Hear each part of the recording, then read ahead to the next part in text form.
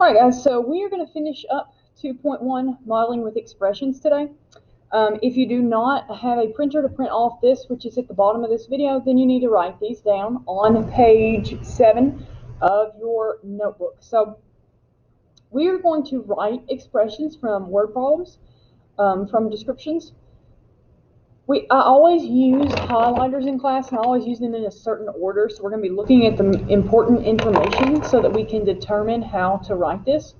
So, number 1, red team scored 3 more points P than the blue team. So something that's important here is that the red team scored 3 more points. Something that's important here, we've definitely got 3, but we've got more. More points means I'm probably going to add them together. I've got more than P. P is important because it's the variable I'm going to use. So in my expression here, red team scored 3 more points P than the blue team. The blue team scored P points is what that means. And the red team scored 3 more. So 3 more is simply plus 3. And that's our expression for number 1. P plus 3. That one's not too bad. Number 2. John collected 16 less than 4 times as many baseball cards C than Max. Write an expression for the number of cards John collected. So John collected 16 less than. Okay, there's our first important set of information. Next we're going to go to orange because we have 4 times as many baseball cards C than Max. I'm pretty sure it shouldn't be than Max. C is our variable. Times literally means times. You're going to see it as a little mark like that, or sometimes it's right next to it. And 16 less than, so 16 less than that number is going to be minus 16. Less than is normally a minus. So 4 times as many baseball cards C. So 4 times C, or you'll often just see 4C, so without a little times, so we're actually not going to put it, but I want you to understand that that will go there. So 4 times C, and he collected 16 less than that, so minus 16.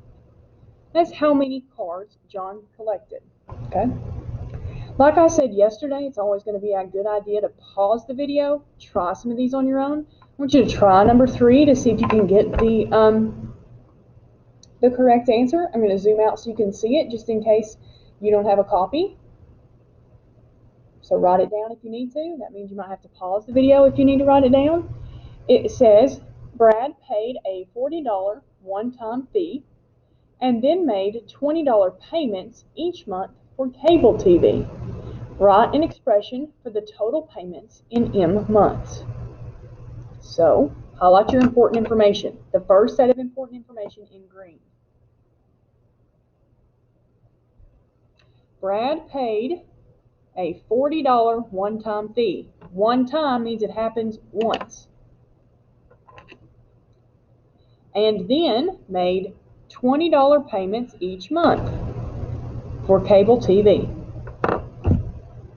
Each normally means that it gets the variable right next to it, because it's going to be multiplying 20 times however many months. So 20 times M. 20 M. He also paid a $40 fee. When you pay a fee, it gets added to what you pay throughout the month. One time though, so plus 40. Again, pause, try number 4 on your own. I'm going to see if I can zoom in a little bit more so you can see it if you need to, if you're a distance learner and you don't have a printer. Number 4, the yellow team scored, I should say scored, 3 times the number of goals, G, scored by the red team plus 5. 3 times the number of goals, G, scored by the red team plus 5. 3 times the number of goals plus 5. That one literally says, hey, add 5 to that. So 3 times G, 3G, plus 5. Okay. You need to complete the rest of the Edulastic homework. That is 2.1 homework. Today you need to do 11 through 14. If you have questions, let me know. I'll be checking to make sure you're doing this through chat. But also remember, you can now join the Google Meet that will start at the posted time on the schedule. Okay? Ask questions then if you need help on your homework. Okay? Just let me know. But before we finish, we need to glue this in your notebook. So you're going to put this on page 7 of your notebook. You're going to have to glue it in sideways like we did yesterday's stuff. That's fine. You can just flip your notebook to turn it sideways.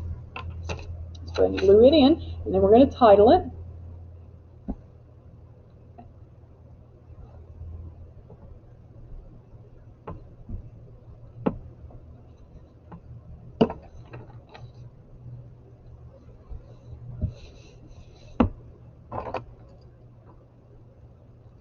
So 2.1, modeling with expressions, just like yesterday's title.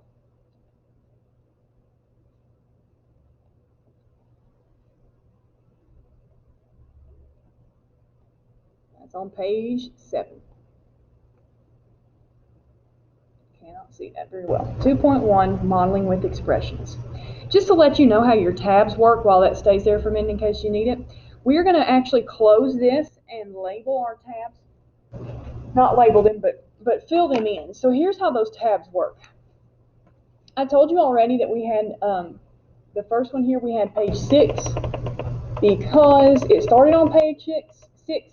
Well, modeling with expressions is going to end on page 7, which means creating and solving equations is going to start on 8. We're going to go ahead and fill that in. Lets us know what pages it started on and what page it stopped on. Okay. So again, if you need help, ask questions or join the Google Meet. See you tomorrow.